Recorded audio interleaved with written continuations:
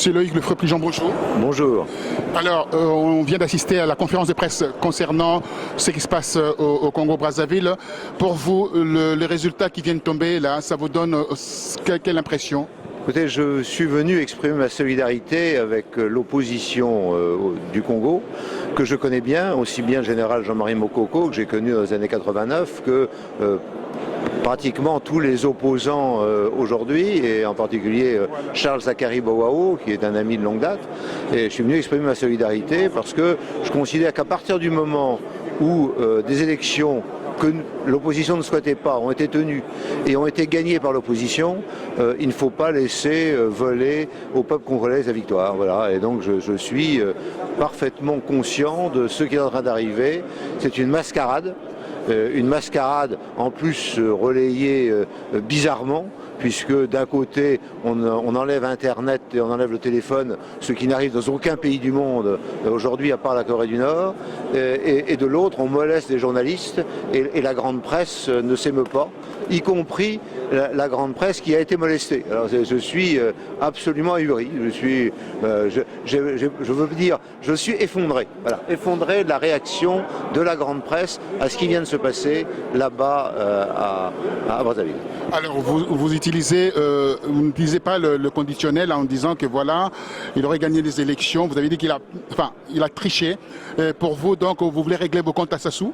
Absolument pas. Je n'ai pas de compte avec Sassou. On est restés très longtemps ensemble et il y a un certain nombre de mois, je dirais plus d'un an, je lui ai dit qu'il me semblait qu'il était important qu'il parte ailleurs et qu'il accepte une sorte de présidence honorifique, mais qu'il quitte le pouvoir et qu'il fasse la place aux gens qui sont aujourd'hui capables d'exercer le pouvoir. Et je lui ai dit, tu es en train de dire que c'est toi ou le chaos, et moi je te dis, c'est embêtant, c'est toi qui vas amener le chaos, et c'est ce qui est en train d'arriver.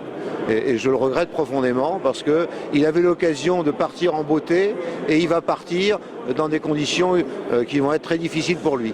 Et en cela, il a suivi sa famille, et sa famille est indigne d'avoir des responsabilités dans ce pays, indigne.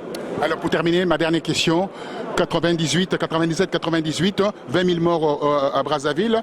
Est-ce qu'on revoit ces drames, ces drames qui va pouvoir, ça pointe à l'horizon? Écoutez, moi, en ce qui me concerne, c'était moi qui étais en poste en 90-91, et à qu'à je le sache, il n'y a pas eu de trouble pour l'alternance. Et c'est moi qui, à l'époque, ai dirigé l'alternance.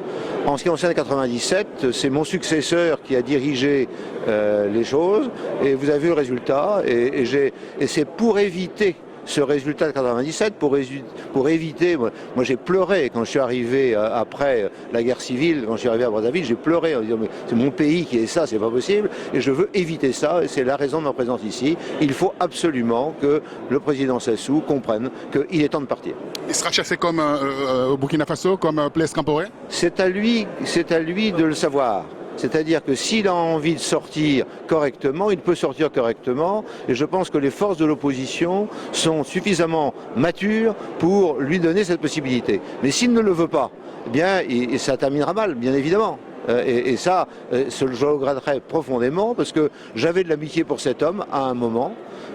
Et je ne comprends pas ce qui lui arrive aujourd'hui dans cette espèce de folie destructrice d'un pays qu'il devrait aimer avant tout. Moi j'aime le Congo-Brazzaville et je pense que le président devrait l'aimer aussi et considérer que sa tâche aujourd'hui est finie et qu'il faut qu'il laisse à quelqu'un d'autre le soin de gouverner.